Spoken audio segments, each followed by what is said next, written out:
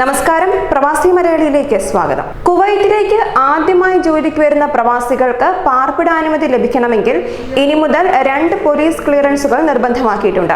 Kuwait ആഭ്യന്തര മന്ത്രാലയമാണ് ഇത് സംബന്ധിച്ച് ഉത്തരവിറക്കിയത്.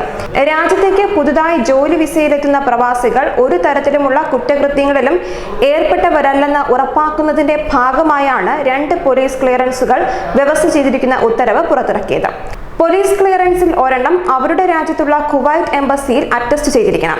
കുവൈറ്റിൽ എത്തുന്നതിന് 3 മാസത്തിനുള്ളിൽ ലഭിച്ച പോലീസ് ക്ലിയറൻസ് ആയിരിക്കണം ഇത്. രണ്ടാമത്തെ ക്ലിയറൻസ് കുവൈറ്റിലെ ഫോറൻസിക് ഡിപ്പാർട്ട്മെന്റിൽ നിന്നുമാണ് ലഭിക്കേണ്ടത്. ഇതിനും 3 മാസത്തെ സമയപരിധിയാണ് വച്ചിരിക്കുന്നത്. ക്രിമിനൽ പശ്ചാത്തലമുള്ളവർക്ക് രാജ്യത്തേക്ക് പ്രവേശനം നിഷേധിക്കുന്നതിന്റെ ഭാഗമായാണ് കുവൈറ്റിന്റെ ഈ പുതിയ നിയമ ഭേദഗതി. അതേസമയം കുവൈറ്റിൽ 60-ലധികം വർഷം മുൻപാണ് മലയാളി പ്രവാസികൾ ചേക്കേറാൻ തുടങ്ങിയത്. മലയാളികളുടെ പ്രവാസിയാകാനുള്ള ത്വര തന്നെയാണ് കുവൈറ്റിലേക്കും മലയാളികളെ എത്തിച്ചത്. എന്നാൽ അതിനു മുൻപ് തന്നെ മലയാളികളുമായി കുവൈറ്റിന് വ്യാപാര ബന്ധമുണ്ടെന്ന് മനസ്സിലാക്കപ്പെടുന്നുണ്ട്.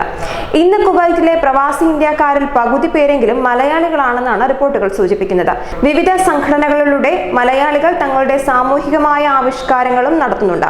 കുവൈറ്റിലെ പ്രവാസി സംഘടനകൾ നിരവധിയാണ്. വിവിധ മതരാഷ്ട്രീയ സംഘടനകൾക്ക് പുറമെ ജില്ലാ അസോസിയേഷനുകളും ഇതിൽ സജീവമാണ്.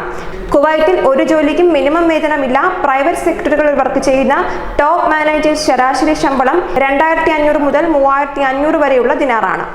സെമി സ്കിൽഡ് വർക്ക് ചെയ്യുന്നവർക്ക് ശരാശരി ശമ്പളം 300 മുതൽ 400 ദിനാർ വരെയാണ്. ഇവിടെ ജോലിക്കായെത്തുന്ന എല്ലാ വിദേശികളും നിർബന്ധമായും ministry of social affairs and ലബാറിൽ നിന്നും താമസാനുമതി ഒരു നിശ്ചിത അവധി വെച്ച് പുതുക്കിക്കൊണ്ടിരിക്കേണ്ടത് നിർബന്ധമാണ്. ഇവിടെ ഇഷ്യൂ ചെയ്യുന്ന വിസ 4 തരത്തിലാണുള്ളത്. ഒന്ന്, എംപ്ലോയ്മെന്റ് വിസ. ഈ വിസ ഷൂൺ വിസ എന്നും അറിയപ്പെടുന്നുണ്ട്. സ്വകാര്യ മേഖലയിൽ വിദേശികൾക്ക് ജോലി ചെയ്യുന്നതിനാണ് ഈ വിസ അനുവദിക്കുന്നത്. രണ്ടാമതായുള്ളത് ഹൗസ് വിസയാണ്. വീട്ടുജോലിക്കാർക്കാണ് ഈ വിസ അനുവദിക്കുന്നത്. 3, ഫാമിലി വിസ. ഭർത്താവിന്റെ സ്പോൺസർഷിപ്പിൽ ഭാര്യയ്ക്കും മക്കൾക്കുമാണ് ഈ വിസ അനുവദിക്കുന്നത്. മാതാപിതാക്കൾക്കും ഈ വിസ അനുവദിക്കുന്നുണ്ട്. 4മതായുള്ളത് ഗവൺമെന്റ് സെക്ടറിൽ ജോലി ചെയ്യുന്നവർക്കാണ്. വിസ സ്റ്റാമ്പ് ചെയ്യേണ്ട നടപടികൾ 60 ദിവസത്തിനുള്ളിൽ പൂർത്തീകരിക്കേണ്ടതാണ്. ഇവിടെ ജനിക്കുന്ന കുട്ടിയുടെ പാസ്പോർട്ട് വിസ നടപടി 60 ദിവസത്തിനുള്ളിൽ തന്നെ പൂർത്തീകരിക്കണം. കുവൈറ്റ് ദിനാർ 450 ശമ്പളമുള്ളവർക്ക് ഫാമിലി വിസ ലഭിക്കുന്നതാണ്. ഡ്രൈവിംഗ് ലൈസൻസ് ലഭിക്കാൻ മിനിമം ശമ്പളം 600 ദിനാറും ജോലി പ്രൊഫഷണൽ ആയിരിക്കുകയും വേണം. ഡ്രൈവിംഗ് ലൈസൻസ് നിയമം ഇപ്പോൾ വളരെ കർശനമാക്കിയിട്ടുണ്ട്. ഇന്ത്യയുടെ കുടിയേറ്റ നിയമവ്യവസ്ഥ പ്രകാരം ഇന്ത്യയിൽ നിന്നും ജോലിക്ക് വേണ്ടി നിയമിക്കുന്ന മാനവ വിഭവശേഷി ഇന്ത്യൻ എംബസിയുടെ ഔദ്യോഗിക അനുമതി ഉണ്ടായിരിക്കേണ്ടതാണ്.